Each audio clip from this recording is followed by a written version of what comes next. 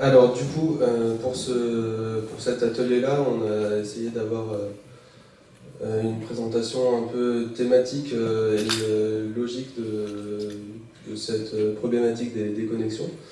Et du coup, logiquement, on a commencé par les besoins existants dans ce territoire de connexion et de mobilité.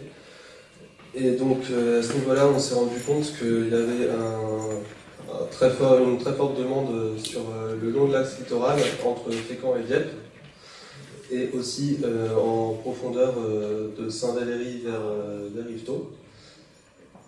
Du coup, ça, ce serait pour la partie littorale du territoire. Et en retrait, on a du coup la vallée de la Seine qui demande des flux est-ouest importants et qui absorbe du coup donc de Rouen vers Le Havre et plus loin à l'est vers Paris.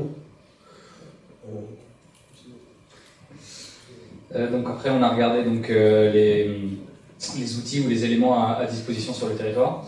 Donc en fait, quand on regarde, on a tous fait l'expérience du réseau ferré, le TER en fait, ou le réseau ferré en fait fait une dent creuse autour de la communauté de communes, avec très peu de pénétration. Donc on est vraiment sur une boucle Fécamp-Yvetot-Dieppe, merci.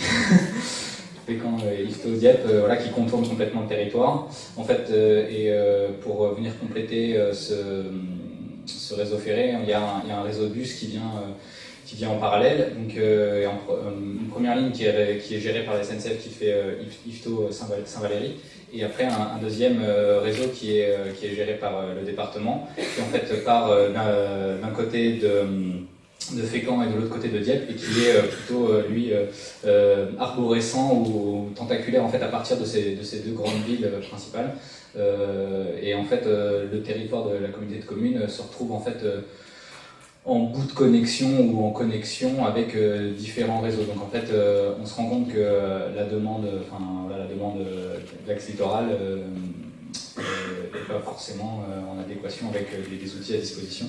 Après, la route, en fait, on peut considérer que c'est un bon quadrillage, un bon maillage, un bon réseau routier sur le territoire, un bon réseau secondaire, avec deux éléments notables. Donc la RD 925, qui est une route intérieure, qui elle est un moyen rapide en fait de faire la liaison Fécamp-Dieppe, l'axe littoral, qui a peu d'intérêt en lui-même, si ce n'est de faire circuler les personnes.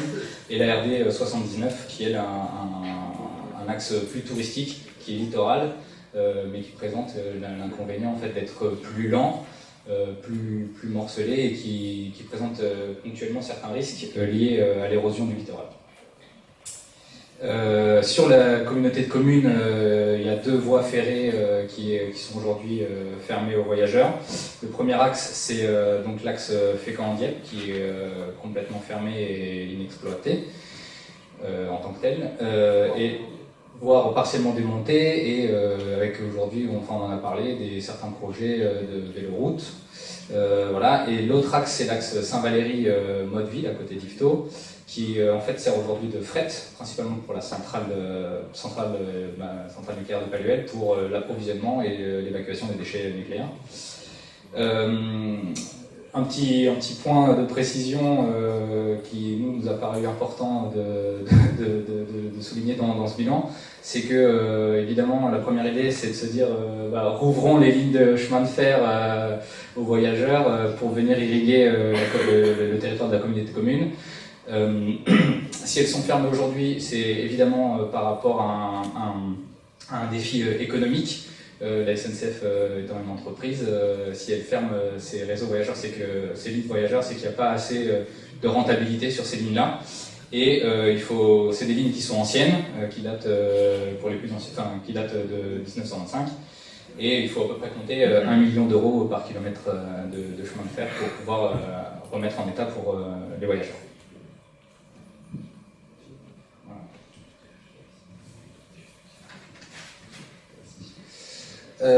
Suite à ça, on a abordé du coup le problème des modalités de transport alternatives, et comme on l'a déjà évoqué, celle des pistes cyclables notamment.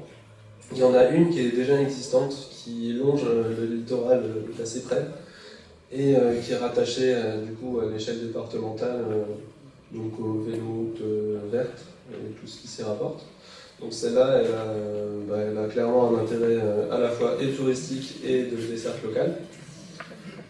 Donc on a parlé du projet d'aménagement de la voie ferrée en ligne en piste cyclable du coup entre Fécamp et Dieppe, à savoir que celle-là elle serait donc logiquement parallèle à l'autre plus à l'intérieur des terres, et ce qui nous amène à penser que finalement on a seulement 2 voies parallèles qui desservent le sens littoral, mais que pour l'instant il y a une absence assez notable de voies qui pénètrent l'intérieur des terres. Et donc voilà, on a trouvé que c'était un enjeu assez important. Voilà, on a aussi parlé du rôle symbolique de la connexion et de la mobilité pour l'inscription du territoire dans un ensemble plus grand. Et il nous semblait important de dire que finalement, un territoire il peut être connecté effectivement par des lignes de bus ou des choses comme ça, mais qu'il y a toujours ce sentiment de rattachement qui est créé par le patrimoine des gares, mais aussi seulement la présence d'une voie ferrée qui fonctionne, et qui est un sentiment qui est assez important, et voilà, qui nous semble très important de projet aussi. Voilà, sinon pour conclure, je crois qu'on a fait le tour. Voilà. Juste, on s'est rendu compte vraiment à travers les différents thèmes qu'il y avait un espèce de contournement un peu systématique de la communauté de communes au niveau des réseaux de communication, et que voilà, clairement c'est un point un petit peu faible qui a renforcé sur ce territoire-là. Voilà.